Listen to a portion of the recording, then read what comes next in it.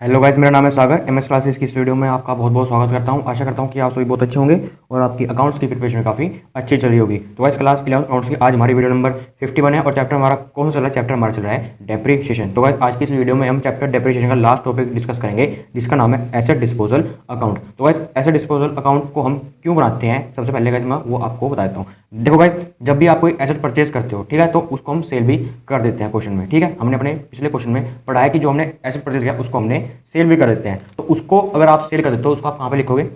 उसको आप asset disposal account में लिखोगे, ना कि एसेट अकाउंट में लिखोगे। एग्जांपल, अगर आपने कोई मशीनरी परचेज करी है तो उसको आप यहाँ पे लिखोगे बाय बैंक अकाउंट के नाम से। लेकिन अगर आप उस मशीनरी को बेच देते हो तो उसको आप यहाँ पे लिखोगे एसेट डिस्पोजल अकाउंट में, यानी कि मशीनरी डिस्पोजल अकाउंट में आप उसको लिखोगे। अब गाइस, हम बात करते हैं डेप्रीशिएशन की। तो गाइस, आपने कोई मशीनरी परचेज करी है तो आप उसको यहाँ पे लिखोगे। उसके बाद गाइस, अगर उसके ऊपर कोई डेप लगता है तो आप यहाँ पे लिखोगे। उसके बाद गाइस आपका बैलेंस शीट आ जाएगा। लेकिन गाइस, अगर आपको क्वेश्चन में बोल दिया जाए कि आपको प्रोविजन फॉर डेप्रिसिएशन अकाउंट बनाना है, तो गाइस जो भी आप एसेट परचेज करोगे, मान लो हम एग्जांपल ले चले मशीनरी का ही, तो मशीनरी कहाँ लिखोगे? परचेज करी यहाँ पे, उसका डेप कहाँ पे लिखोगे? अब आप यहाँ पे नहीं लिखोगे, क्योंकि गाइस आपको बोला गया है कि आपको क्या बनाना है? प्रोविजन फॉर डेप्रिसिएशन अकाउंट बनाना है। तो उसका डेप गाइस आप यहाँ लिखने के बजाय आप यहाँ लिख दोगे बाय डेप के नाम से। ठीक है, क्लियर हो गया बात? एग्जाम्पल मान के चल रहे हैं मशीनरी का, आपने मशीनरी परचेज करी है तो आप उसको यहाँ पे लिखोगे। अगर उसके लिए गाइस, अगर उस क्वेश्चन में आपको बता रखा कि आपको प्रोविजन फॉर डेप्रिसिएशन अकाउंट बनाना है तो उसका आप डेप यहाँ ना लिख के कहाँ लिखोगे? यहाँ पे लिखोगे। इन फ्यूचर में अगर आप उसको सेल कर देते हो तो सेल कहाँ पे लिखोगे? इस साइड। और उसकी ओरिजिनल कॉस्ट यहाँ पे लिखोगे, उसका डेप भी आप इस साइड लिखोगे। ठीक है, उसके बाद अगर हम बैलेंस की बात करें कि जो आपका बैलेंस आएगा एसेट डिस्पोजल अकाउंट में, उसको हम किस नाम से लिखते हैं? तो उसको हम प्रॉफिट एंड लॉस अकाउंट के नाम से लिखते हैं। उसके बाद गाइस यहाँ पे कोई बैलेंस बचता है, उसको हम किस नाम से लिखते हैं? Balance sheet. और उसको हम क्या करते हैं? फिर ब्रॉट डाउन कर देते हैं। प्रोविजन फॉर डेप्रिसिएशन के बैलेंस की बात करें तो भाई जो भी इसमें एसेट बेचा जाएगा, जो भी इसमें एसेट बेचा जाएगा, उसका जो डेप यहाँ पे इकट्ठा हो रहा होगा, तो उसको हम यहाँ पे क्या करेंगे? यहाँ पे ट्रांसफर कर देंगे। कहाँ पे? एसेट डिस्पोजल अकाउंट में। कैसे ट्रांसफर करेंगे?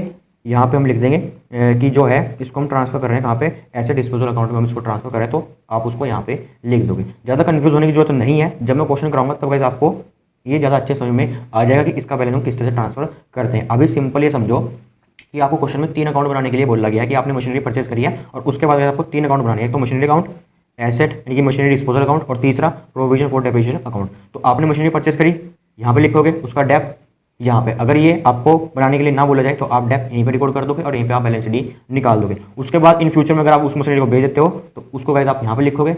लेकिन उससे पहले गाइस आप उसकी ओरिजिनल वैल्यू भी यहाँ पे लिखोगे। ओरिजिनल वैल्यू कैसे लिखोगे मैं फिर कह रहा हूँ, मैं जल्दी से क्वेश्चन डिस्कस कर लेता हूँ, उसके बाद गाइस आपका सारे डाउट क्लियर हो जाएंगे। बस एक छोटी सी बात ध्यान में रखो कि कोई एसेट परचेज करोगे तो यहाँ पे लिखा जाएगा, एसेट बेचोगे तो यहाँ पे लिखा जाएगा। अगर प्रोविजन फॉर डेप्रिसिएशन अकाउंट बनाने के लिए बोला गया है तो जो गाइस आपने एसेट परचेज किया उसका डेप आप यहाँ ना लिख के फिर अब आप यहाँ पे लिखोगे। तो चलेगा, जल्दी से हम एक छोटा सा बेसिक सा आसान क्वेश्चन डिस्कस कर लेते हैं। उसके बाद गाइस आपको इन तीनों अकाउंट में कोई भी डाउट नहीं रहने का। तो चलेगा, जल्दी से अपना एक बेसिक सा क्वेश्चन हम डिस्कस आपके साथ कर लेते हैं। गाइस, क्वेश्चन आपके सामने ये रहा। इसमें क्या है? बंसल जो है कंस्ट्रक्शन लिमिटेड परचेज है मशीनरी अक्टूबर 1 2006 6,55,000 यानी कि 1 अक्टूबर 2006 को बंसल कंस्ट्रक्शन लिमिटेड ने परचेज करी एक मशीनरी जिसकी वैल्यू है 6,55,000। और फिर क्या करा? जुलाई 1 2008 में इसने ये जो मशीनरी परचेज करी थी इसने बेच दिया कितनी? 5,24,000 रुपए की ये इसने मशीनरी बेच दिया। उसके बाद आपको डेप्रिसिएशन अकाउंट जो है मेंटेन करना है, चार्जिंग डेप्रिसिएशन रेट 10%। और कौन सा मेथड है? स्ट्रेट लाइन मेथड है। उसके बाद गाइस जो आपके अकाउंट्स क्लोज हो रहे हैं वो कब हो रहे हैं? 31 मार्च को आपके अकाउंट जो है क्लोज हो रहे हैं। आपको बनाना है machinery account, machinery disposal account और डेप अकाउंट। यानी गाइस आपने जो परचेज करा है उसको आप कहाँ पे लिखोगे? यहाँ पे मशीनरी अकाउंट में। अगर उसके बाद आपने सेल कर दिया तो उसको आप कहाँ पे लिखोगे? मशीनरी डिस्पोजल अकाउंट में। उसके बाद गाइस जो आपने मशीनरी परचेज करी है इसके ऊपर डेप मिलेगा, उसको हम कहाँ पे रिकॉर्ड करेंगे? उसको हम डेप्रिसिएशन अकाउंट में रिकॉर्ड करेंगे। ठीक है, यानी कि इसमें रिकॉर्ड करेंगे। तो चलेगा, जल्दी से अब मैं जो है इन तीनों अकाउंट के फॉर्मेट बना लेता हूँ अपने नेक्स्ट पेज पे, क्योंकि ये पेज तो मेरा भर गया। और फिर हम इस क्वेश्चन को करना स्टार्ट करते हैं। तो लीजिएगा, मैंने machinery account, provision for depreciation account और मशीनरी डिस्पोजल अकाउंट मैंने बना लिया। इसमें मैं परचेज की एंट्री करूंगा, इसमें मैं डेप की एंट्री करूंगा, इसमें मैं सेल की एंट्री करूंगा। मशीनरी अगर सेल करती तो मैं उसको यहाँ पे रिकॉर्ड करूंगा। तो क्वेश्चन को स्टार्ट करने से पहले मैं छोटा सा एक वर्किंग नोट बना लेता हूँ। ठीक है, नोट क्या बनेगा? देखो, इसने जो है परचेज कब करी है? ये करी है इसने अक्टूबर को परचेज करी है। अक्टूबर जो है अक्टूबर 2006 को इसने परचेज करी है मशीनरी जिसकी वैल्यू है 6,55,000। उसके बाद ये सेल कर रहा है इसको। ठीक है, सेल कब कर रहा है? सेल कर रहा है ये इस वाली मशीनरी को ऑन जुलाई यानी कि 1 जुलाई 2008 को ये सेल कर रहा है कितने की? 5,24,000 की। ठीक है, तो क्वेश्चन कितने साल चलेगा आपका? क्योंकि क्वेश्चन में तो आपको बता ही रखा कि आपको 2 साल चलाना है, 3 साल चलाना है या 4 साल चलाना है। तो कितने साल चलेगा? तो अक्टूबर से लेके अक्टूबर 2006 से स्टार्ट होगा और एंड कब हो रही है, अकाउंट हमारे क्लोज कब हो रहे हैं? 31 मार्च बोला गया है, 31 मार्च 2007। फिर 1 अप्रैल 2007 से 31 मार्च 2008 आ जाएगा। फिर अप्रैल 2008 से ये आपका 9 तक चलेगा, क्योंकि सेल कब कर रहा है? ये जुलाई में कर रहा है, तो जुलाई कब पड़ेगा? यहाँ पे तो पड़ेगा वो। बहुत से बच्चे इसको यहाँ पे लिख देंगे 31 मार्च में, यहाँ पे नहीं आएगा, ये यहाँ पे आएगा, क्योंकि अप्रैल मई जून जुलाई तो वो आपका इस साल में आएगा, ये तीसरे साल आपका आएगा। तो आपके जो अकाउंट बनेंगे ये कितने साल के बनेंगे? 1 2 3 3 साल के आपके बनेंगे। और इसमें क्या कर रहा है? वो सेल कर रहा है। सेल कब कर रहा है? 1 जुलाई 2008 में सेल कर रहा है 5,24,000। ठीक है, मशीनरी सेल कितने कर रहा है? 5,24,000 की सेल कर रहा है। तो पहले साल सिर्फ परचेज हो रही है, दूसरे साल भी कुछ नहीं हो रहा है, तीसरे साल इसमें सेल हो रही है। ठीक है, तो पहले साल क्या हो रही है? परचेज में लिख देता हूँ यहाँ पे 1 अक्टूबर 2006 टू बैंक अकाउंट। ठीक है, कितने की परचेज करी इसने मशीनरी? मशीनरी इसने परचेज करी है 6,55,000 की। ठीक है, उसके बाद और कुछ तो है नहीं, पहले साल सिंपली का लगा दो डेप। तो डेप का रेट कितना दे रखा है आपको? 6% का, 10% का आपको डेप का रेट दे रखा है। तो कितने की मशीनरी खरीदी आपने? 6,55,000 की मशीनरी खरीदी, इसका आप डेप लगा दो।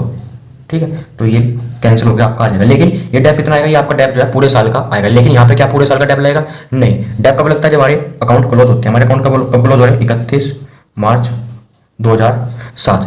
तो अक्टूबर, नवंबर, दिसंबर, जनवरी, फरवरी, मार्च, तो कितने महीने का डेप लगेगा? 6 महीने का डेप आपका लगेगा। ठीक है, तो पूरे साल का निकाल लेता हूँ। तो पूरे साल का कितना आ जाएगा? 10 से 10 कटेगी, 10 से ये 0 कटेगी, तो आएगा 65,500। तो कितना आ गया? 65,500। इसका अब आधा कर दो आप, या फिर आप ऐसे कर लो 6/12 से इसकी मल्टीप्लाई करा दो, तो ये आपका 6 महीने का डेप आ जाएगा। तो 6 1 6 6 2 12, तो कितना आएगा? 16 कराओ इसे, 6 ये 2 से इसको काट लो, कितना आएगा? ये आएगा आपका 32,750, 32,750 रुपये ये आपका डेप आएगा इस वाली मशीनरी पे। तो इस डेप को मैं कहाँ पे लिखूंगा? यहाँ पे। अच्छा, अगर इस डेप को आप यहाँ पे लिखोगे तो ये अकाउंट बनाने की क्या जरूरत थी? तो यानी कि इसका डेप कहाँ रिकॉर्ड होगा? यहाँ पे, और इस साइड ही रिकॉर्ड होगा बाय डेप्रिसिएशन के अकाउंट के नाम से। आप यहाँ पे लिख दोगे 32,750 और तारीख 31 मार्च 2007।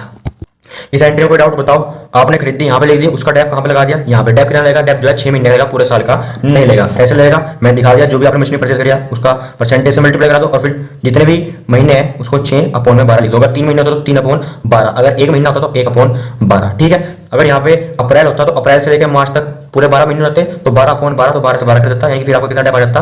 65,500। तो चलिए अब हम क्या करते हैं? अकाउंट को क्लोज कर देते हैं, क्योंकि यहाँ कोई सेल तो भी नहीं। अगर कोई सेल वगैरह होता है तो हम उसको कहाँ पे डालते हैं? मशीन डिस्पोजल अकाउंट में डालते। तो इसमें फिलहाल कोई भी एंट्री आपकी नहीं जानेगी। ठीक है, क्योंकि मैंने आपको बता रखा है कि इसमें कौन कौन सी एंट्री आएंगी। सेल की, जो आपने वैल्यू सेल करी है उसकी फिर आप ओरिजिनल वैल्यू भी लिखोगे, और जो आपने वैल्यू सेल करी है उसका आप यहाँ पे डेप्रिसिएशन भी लिखोगे। तो सारी कहानी इसकी स्टार्ट कहाँ पे होगी? सेल से। तो जब सेल ही नहीं हुई तो इसमें आपकी कोई भी एंट्री नहीं आने की। आपने खरीदी, यहाँ पे लिख दिया, उसका डेप यहाँ पे ना लिख के आपने यहाँ पे लिख दिया। अगर ये प्रोविजन फॉर डेप्रिसिएशन अकाउंट आपको बनाने के लिए ना बोला जाता तो आप इसका डेप यहीं पे लिख देते, लेकिन यहाँ पे आपको बोला गया है तो आपको इसलिए प्रोविजन फॉर डेप्रिसिएशन अकाउंट बनाना पड़ेगा। तो चलिए मैं जल्दी से बैलेंस कर लेता हूँ। तो बैलेंस क्या करोगे? तो सिंपली तो आपका ये आ जाएगा इधर 6,55,000। ठीक है, इस साइड भी आपका ये आ जाएगा 6,55,000 और 6,55,000। इस बैलेंस फिगर को हम किस नाम से लिखेंगे? बाय बैलेंस CD के नाम से आप इसको लिख दोगे। उसके बाद यहाँ भी सिंपली आप ऐसे कर लो 32,750, इधर कुछ है नहीं तो इधर भी कितना आ जाएगा? 32,750, और इसको हम किस नाम से लिखेंगे? 32,750 को टू बैलेंस CD के नाम से हम लिखेंगे। तारीख क्या आएगी? जो आपकी यहाँ पर 31 मार्च 2007। ठीक है, तो पहला साल हो गया हमारा कंप्लीट। पहले साल में कुछ भी नहीं था, सिंपली परचेज है, डेप लगा दिया, बात खत्म। दूसरे साल भी कुछ नहीं है, क्योंकि सेल तो तीसरे साल हुई है। तो तीसरे साल क्या करोगे? दूसरे साल इस बैलेंस को क्या कर दोगे? To balance brought down. कितने हैं? 6,55,000। तारीख 1 अप्रैल 2007। ठीक है, अब इस पर क्या लगेगा? डेप लगेगा 31 मार्च 2008 को। जब हमारे अकाउंट क्लोज होते हैं उसको हम कहाँ पे लिखेंगे? उसको हम यहाँ पे नहीं लिखेंगे, उसको हम कहाँ पे लिखेंगे? प्रोविजन फॉर डेप्रिसिएशन अकाउंट में लिखेंगे। ठीक है, तो यहाँ पे लिखने से पहले ये जो बैलेंस CD है इसको मैं क्या करूंगा? शाबाश, बाय बैलेंस ब्रॉट डाउन करूंगा। पहले मैं इसको 32,750 को मैं जो है यहाँ पे ब्रॉट डाउन कर दूंगा, और तारीख यहाँ पे क्या आएगी? अप्रैल 2007। ठीक है, अब जो है डेप लगेगा, लेकिन डेप यहाँ पे लिखा जाएगा, तारीख क्या आएगी 31 मार्च 2008, क्योंकि जो आपका डेप लगता है वो कब लगता है, जब आपके अकाउंट क्लोज होते हैं। तो अगर ये जो आपका साल स्टार्ट हुआ है 1 अप्रैल 2007 से, तो अकाउंट आपके क्लोज कब होंगे 31 मार्च 2008 को, और इसी तारीख को आपका डेप लगेगा। डेप कहाँ लिखोगे, यहाँ पे बाय डेप्रिसिएशन अकाउंट के नाम से आप लिख दोगे। मैं डेप लिख रहा हूँ, आप पूरा लिखना डेप्रिसिएशन अकाउंट। कितनी अमाउंट आएगी, देखो जो है मेथड कौन सा यूज कर रहे हैं डेप्रिसिएशन का, हम ओरिजिनल कॉस्ट मेथड यूज कर रहे हैं, यानी कि जो आपका डेप पहले साल लगेगा वही 2 साल, वही आपका तीसरे साल। तो यहाँ पे तो 6 महीने का था, इसलिए जो है आपका डेप ये आया। पूरे साल का डेप जो है कितना है 65,500। तो दूसरे साल जो डेप है वो किस पर लगेगा, ओरिजिनल कॉस्ट पे लगेगा, क्योंककि आपको जो है स्ट्रेट लाइन मेथड बोल रखा है। तो आप सिंपली क्या करो, इसी का 10% निकालो, कितना आ जाएगा 65,500। उसको आप कहाँ पे लिखोगे, उसको आप यहाँ पे लिख दोगे 65,500। मैं फिर कह रहा हूँ पहले साल का जो डेप है 65,500 ही आना था, लेकिन उसने अक्टूबर में परचेस करी, तो इसलिए 6 महीने का डेप आपका लग गया। दूसरे साल आपका जो है पूरे साल बैठ रहे हैं, 12 महीने बैठ रहे हैं, तो 10% का डेप है किस पे लगेगा, ओरिजिनल कॉस्ट पे लगेगा। फिर कह रहा हूँ ओरिजिनल कॉस्ट पे क्यों लगेगा, क्योंकि यहाँ पे स्ट्रेट लाइन मेथड हम यूज कर रहे हैं। ठीक है, तो आप यहाँ पे लिख दोगे सिंपली। तो और तो कुछ है नहीं, तो दूसरा साल भी हमारा हुआ कंप्लीट। क्या कर लो, बैलेंस कर दो, 6,55,000, यहाँ भी कितने आ जाएंगे 6,55,000, 6,55,000 है ना, 6,55,000। और इसको आप किस नाम से लिखोगे, बाय बैलेंस सीडी के नाम से आप इसको लिख दो। उसके बाद इन दोनों का आप टोटल कर लोगे, टोटल करके बताओ मुझे क्या आ रहा है इन दोनों टोटल। तो लीजिएगा मैंने यहाँ पे इन दोनों टोटल कर लिया, टोटल कितना आ रहा है 98,250। इसको मैं यहाँ पे लिख दूंगा और फिर टू बैलेंस सीडी करके मैं यहाँ पे भी इसको लिख दूँ। तारीख क्या जाएगी, वही 31 मार्च 2008। मैं कैलकुलेटर का यूज कर रहा हूँ, लेकिन मेरी आपसे रिक्वेस्ट है आप कैलकुलेटर का यूज बिल्कुल भी मत करें, वरना आप क्या हो जाओगे, आप जो है गुल हो जाओगे। ठीक है, तो हमारा जो है पहला साल भी होगा कंप्लीट, दूसरा साल भी होगा कंप्लीट। अब हम चलते हैं अपने तीसरे साल की ओर। तीसरे साल में क्या करेंगे, इस बैलेंस सीडी को हम यहाँ पे क्या कर देंगे, ब्रॉट डाउन। अब ध्यान से समझना, तीसरे साल क्या हो रही है, सेल भी हो रही है, तो तीसरे साल को ध्यान से समझना। तो चलिए गाइस, इस बैलेंस सीडी को मैं यहाँ पे ब्रॉट डाउन कर देता हूँ। टू बैलेंस ब्रॉट डाउन कितना है 6,55,000 और 1 अप्रैल 2008। ठीक है, तो हम कहाँ पे आगे, अब आगे हम तीसरे साल पे। और तीसरे साल में क्या हो रही है, मशीनरी आपकी सेल हो रही है कब, 1 जुलाई 2008 को। तो सेल वैल्यू हम कहाँ पे लिखेंगे, यहाँ पे नहीं, क्यों, क्योंकि हम जो है मशीनरी डिस्पोजल अकाउंट बना रहे हैं। तो जो भी सेल की वैल्यू होगी और सेल जो सेल करिए उसका डेप होगा वो भी यहीं पे आएगा, जो आपने सेल कर दिया वो भी यहीं पे आएगी, और उसकी ओरिजिनल वैल्यू भी आपकी इस अकाउंट में आएगी। ठीक है, तो मैं यहाँ पे लिख देता हूँ बाय बैंक अकाउंट। ठीक है, ऐसे तो लिखते थे हम यहाँ पे बैंक अकाउंट ब्रैकेट में सेल। सिंपली अब आपको क्या करना है, वो चीज आपको यहाँ पे मशीन डिस्पोजल अकाउंट में लिख देनी है। ब्रैकेट में क्या कर दोगे, आपने जो है सेल कर दिया, कितने की सेल करी है 5,24,000 रुपये की आपने जो है सेल करी है। ठीक है, और कब सेल करी है, 1 जुलाई 2008 में आपने सेल करी है, तीसरे साल आपने ये सेल करी है। तो बात करें डेप की, क्योंकि अप्रैल है और बेस कब रहे हैं हम इसको जुलाई में, तो अप्रैल से लेके जुलाई तक इसमें डेप लेगा। और कितना डेप लेगा, कितने महीने का डेप लेगा, अप्रैल मई जून जुलाई, कितने महीने का, 3 महीने का डेप लगेगा। क्योंकि ये बेच कब रहा है, उसको 1 जुलाई को बेच रहा है, तो पहली जुलाई को बेच दी तो सिर्फ 3 महीने का डेप लगेगा। अप्रैल पूरा महीना, मई पूरा महीना और जून पूरा महीना, क्योंकि जुलाई के स्टार्टिंग में इसने बेच दी, तो जुलाई आप इंक्लूड नहीं करोगे, सिर्फ आप अप्रैल मई जून ऐड हो रहा है, 3 महीने का आपका डेप लगेगा। उसको हम कहाँ पे रिकॉर्ड करेंगे, यहाँ पे, शाबाश, उसको हम यहाँ पे रिकॉर्ड करेंगे। लेकिन उसको रिकॉर्ड यहाँ पे करने से पहले जो ये बैलेंस शीट है उसको मैं क्या कर दूँ, ब्रॉट डाउन कर देता हूँ बाय बैलेंस ब्रॉट डाउन 98,250 1 अप्रैल 2008। और जो डेप लगेगा वो कब लगेगा, 1 जुलाई 2008 को लगेगा बाय डेप अकाउंट। ठीक है, और कितने महीने का लगेगा आपका, वो 3 मंथ का लगेगा। तो 3 मंथ का हम डेप निकाल लेते हैं। टोटल वैल्यू उसकी कितनी है 6,55,000। ठीक है, और डेप्रिसिएशन का रेट कितना है 10/100। कितने महीने का निकालना है, 3 महीना, 3/12। यहाँ पे 6 महीने का निकालो, 6/12 कर देता, कितने महीने का निकाले 3 का, 3/12। तो इसको आप सोल्व करा लो।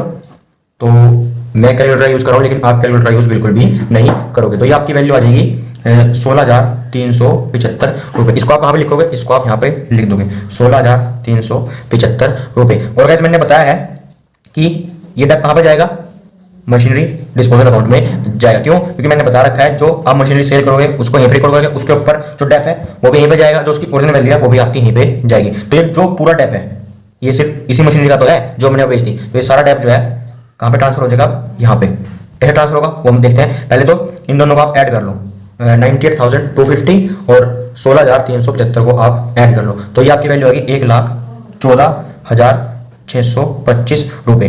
तो इधर भी लिख दूँ मैं 1,14,625 14,625 रुपये।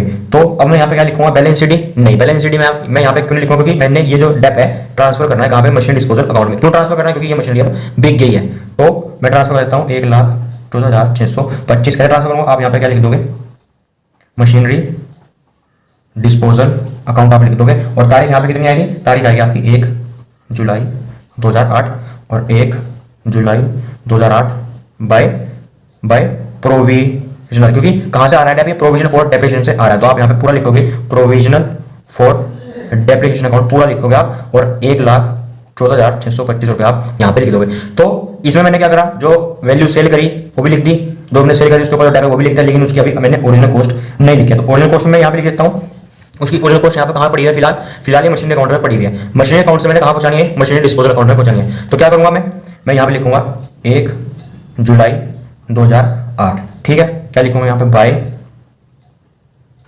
मशीनरी डिस्पोजल अकाउंट, और कितने लिखूंगा, 6,55,000, यानी कि ये मैंने कहाँ ट्रांसफर कर दी, मैंने ट्रांसफर कर दिया यहाँ पे।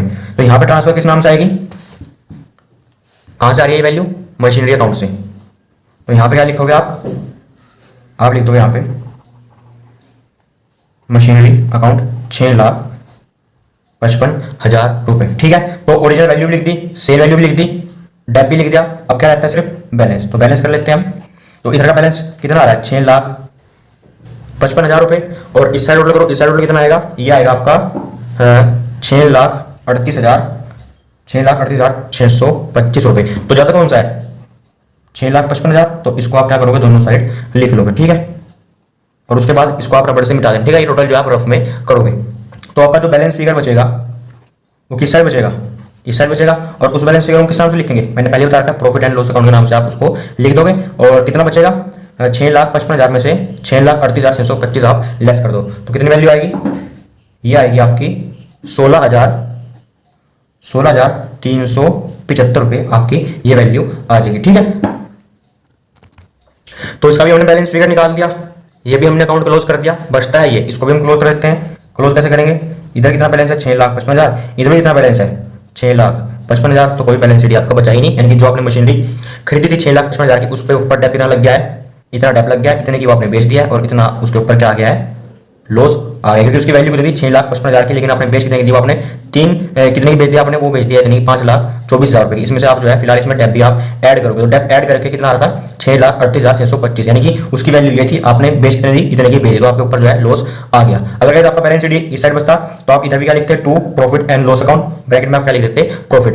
तो अगर ये क्वेश्चन आपको समझ में नहीं आया है, तो मेरी आपसे रिक्वेस्ट है कि आप इस वीडियो को एक बार दोबारा जरूर देखें, क्योंकि क्वेश्चन तो हमारा यहाँ पे हो चुका है कंप्लीट, और इसी क्वेश्चन के कंप्लीट यहाँ पे होते सारी हमारा चैप्टर डेफिनेशन भी हो गया है कंप्लीट। आपको बहुत बहुत अगर गाइस आपने चैप्टर डेफिनेशन अपने स्कूल में या ट्यूशन में किसी कारणवश नहीं पढ़ा है, तो आप एमएस क्लासेस पर आके पढ़ सकते हैं। आपको चैप्टर डेफिनेशन के सारे रिकॉर्डेड लेक्चर मिल जाएंगे एट फ्री ऑफ कॉस्ट। आपको करना क्या है, सिर्फ हमारे चैनल की प्ले लिस्ट में जाना है, क्लास 11 अकाउंट्स की प्ले लिस्ट में जाना है, वहां पर गाइस आपको चैप्टर डेफिनेशन सारे रिकॉर्डेड लेक्चर मिल जाएंगे एट फ्री ऑफ कॉस्ट। तो वैसे आपसे फिर कहूंगा, ये क्वेश्चन जो है आपके लिए नहीं है, पहली बार में किसी को भी कुछ भी समझ में नहीं आता। तो गाइस अगर आपको ये समझ में क्वेश्चन नहीं आया है, तो इस वीडियो को दूसरी बार तीसरी बार देखें, और मैं गारंटी के साथ कह रहा हूं कि आप इस वीडियो को जब दूसरी तीसरी बार देखोगे, तो आपके क्वेश्चन समझ में आने लग जाएगा।